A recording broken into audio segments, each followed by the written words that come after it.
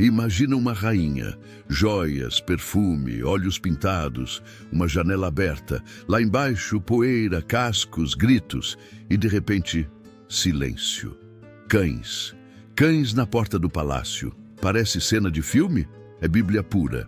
Jezabel, a mulher que transformou um trono em altar e um reino em palco, encarou o destino de frente e perdeu. Fica comigo, porque hoje você vai entender por que essa história mexe tanto com a gente. Porque a profecia falou de cães, e não de soldados ou leões. E por que isso doeu mais do que a queda. Tem detalhe aqui que quase ninguém conta, e que muda tudo. Pronto para abrir a janela de Jezreel comigo? Antes de entrar no palácio, pensa nisso. A gente chama Jezabel de vilã, e ela foi. Mas por que seu fim foi tão brutal? Foi só raiva? Foi coincidência histórica? Ou foi um recado para uma nação inteira? Mas, e se eu te disser que no meio do caos, houve um momento em que o juízo quase mudou de calendário? Segura essa pergunta. Ela volta como um trovão. Para entender Jezabel, precisamos entender seu mundo. Ela era fenícia, filha de Etbaal, rei de Sidom, um pedaço da cultura cananeia que dominava o comércio, o mar e as rotas do Mediterrâneo. Ali, Baal não era uma estátua, era a chuva que fazia a terra dar fruto, era a colheita, o pão, o vinho, era política de Estado, templos, sacerdotes, contratos. Tiro e Sidom respiravam Baal e Aserá. Jezabel cresceu dentro disso, poder e religião andando de mãos dadas. Quando ela se casa com Acabe, rei de Israel, não foi romance de novela, foi geopolítica, uma aliança que garantia portos, rotas, grãos, madeira, soldados e, junto do pacote, um novo culto no coração de Israel. Acabe constrói um templo para Baal em Samaria, levanta um poste sagrado para Aserá e legitima, do palácio para as praças, um outro altar, 1 Reis 16, 31, 33. Jezabel? Ela protege profetas de Baal, sustenta o sistema e persegue os profetas do Senhor. Não era só fé, era projeto de poder. E quando a fé de um povo é trocada por conveniência política, quanto tempo até tudo rachar? Conflito com os profetas. Entra em cena Elias, um homem simples, mas com palavras que derrubavam montanhas. De repente, céu fechado. Seca, 3 anos sem chuva. Baal, o deus da tempestade, calado. Até que Elias convoca o duelo no Carmelo, 1 Reis 18. 450 profetas de Baal contra um profeta do Senhor. 2 altares, um clamor. O Deus que responder com fogo, esse é Deus. Baal não responde. O Senhor responde. Fogo, pedra, água, sacrifício, tudo consumido. O povo se dobra, o monte treme, a máscara cai. E Jezabel não recua. Jura matar Elias, persegue profetas. Obadias, um oficial do palácio, esconde 100 deles em cavernas para não serem executados. Jezabel é determinação, implacável. Quando o poder se sente ameaçado, ele morde, e essa mordida deixa marcas. Mas o que ela faz em seguida revela seu coração sem filtro. O crime de Nabote. No caminho de volta ao palácio, um detalhe vira abismo. Uma vinha. Nabote, um homem comum, herdou aquela terra dos pais. Acabe quis comprar. Nabote disse não. Era herança. A lei protegia isso. O rei fica abatido, deitado, emburrado. Jezabel entra, lê a cena e diz: "Você não é rei? Deixa comigo. Cartas são escritas em nome do rei. Falsas testemunhas são compradas. Uma acusação de blasfêmia é montada. E Nabote é apedrejado até a morte." 1 Reis 21. A vinha agora é do rei. É aqui que dá aquele nó na garganta. Porque não é só idolatria. É abuso de poder. É justiça comprada. É o sagrado usado como arma. E quando o sangue do inocente toca a terra, o céu responde. A profecia de Elias aparece na vinha. Olha para Acabe e proclama juízo. A dinastia vai cair. E sobre Jezabel, uma sentença que arrepia até hoje. Os cães comerão Jezabel junto ao muro de Jezreel. 1 Reis 21, 23. Duro, direto, desconfortável. Na cultura de Israel, morrer sem sepultura era desonra total. Ser devorada por cães, animais impuros, que vagavam pelo lixo das cidades, era o símbolo do fim de quem fez do poder um ídolo. Por que cães? Por que não corvos, leões ou soldados? Guarde essa. O plot twist que quase ninguém fala. Quando Acabe ouve a profecia, algo inesperado acontece. Ele rasga as roupas, jejua, se humilha. E Deus diz, porque ele se humilhou, não trarei o mal nos seus dias. Trarei nos dias de seu filho. 1 Reis 21, 27 e 29. O juízo não some, só muda o calendário. Forte, né? O poder pode até se curvar por medo, mas se não muda de caminho, a conta chega. Mais cedo ou mais tarde, a sentença foi adiada, não cancelada. E quando o relógio de Deus volta a tocar, ninguém finge que não ouviu. O cumprimento da profecia, anos passam. Surge Jeú, comandante ungido para varrer a casa de Acabe, 2 Reis 9. Ele parte rumo a Jezreel. No caminho, o passado entra na frente. Jorão, filho de Acabe, cai.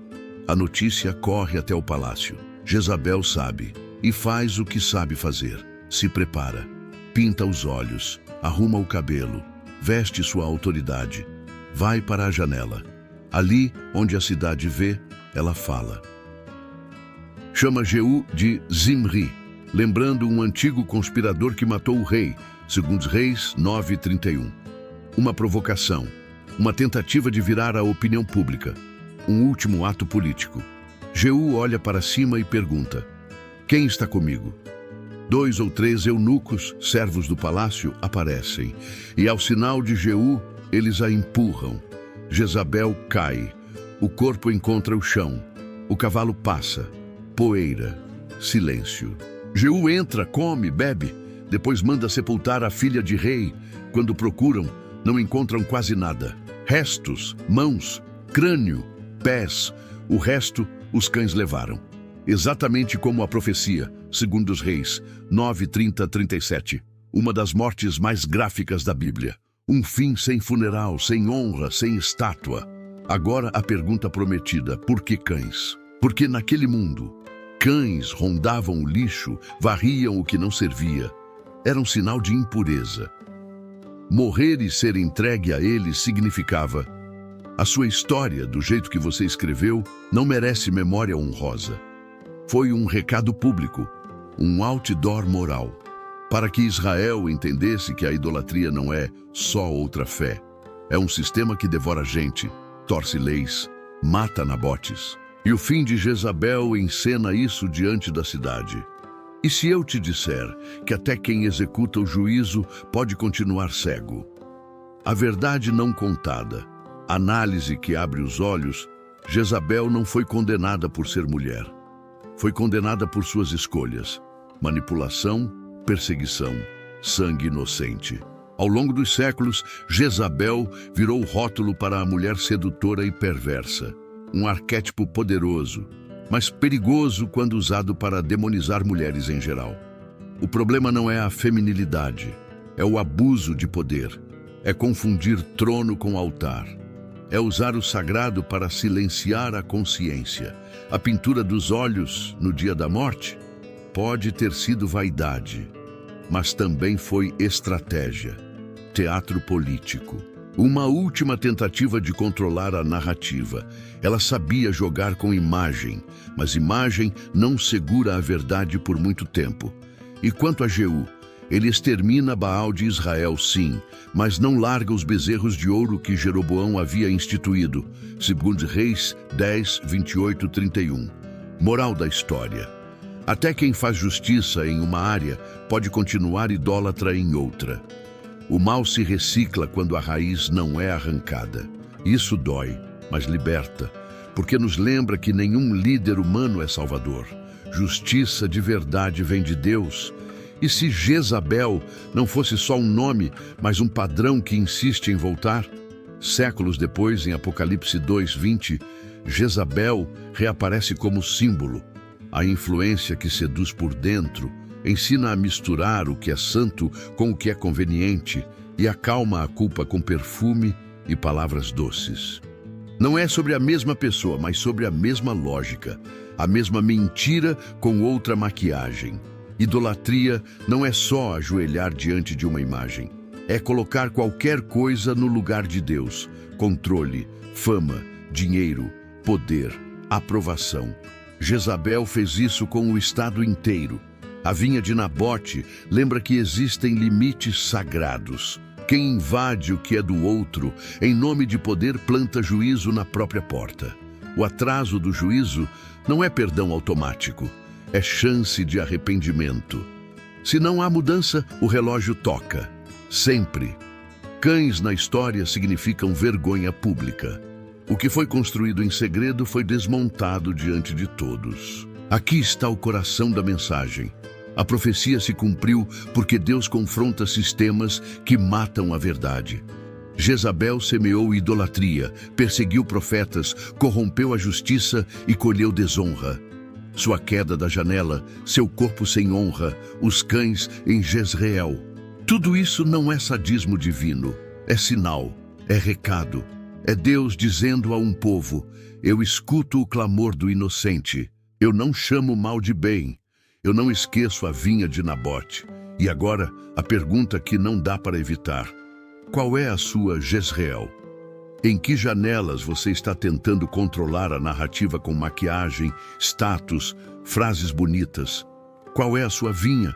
O limite que você não pode vender por conveniência? O que você precisa derrubar antes que a janela se abra sozinha? A história é dura, mas também é convite. Porque onde houve sangue inocente, há também uma chance real de recomeço. Jezabel é aviso em letras grandes. Idolatria cobra caro. Pode dar a sensação de poder por um tempo, pode até adiar o juízo, mas não vence. O fim de Jezabel lembra que Deus é justo, que nenhum trono humano é definitivo, que a aparência não salva. E que humildade verdadeira não é rasgar roupa por medo, mas rasgar o coração por arrependimento. Hoje, o chamado é simples e corajoso. Rejeite o que corrompe, honre a verdade, proteja os inocentes, troque imagem por caráter, troque pressa por devoção. E se essa história te confrontou, não endureça, deixe que a justiça vire caminho, não sentença. Se essa história falou com você, comenta Jezreel aqui embaixo para eu saber que você ficou até o fim. E diz qual detalhe mais te pegou. A pintura dos olhos, a vinha de Nabote, o atraso do juízo. Vou fixar as respostas mais sinceras. Compartilha com alguém que precisa ouvir isso hoje.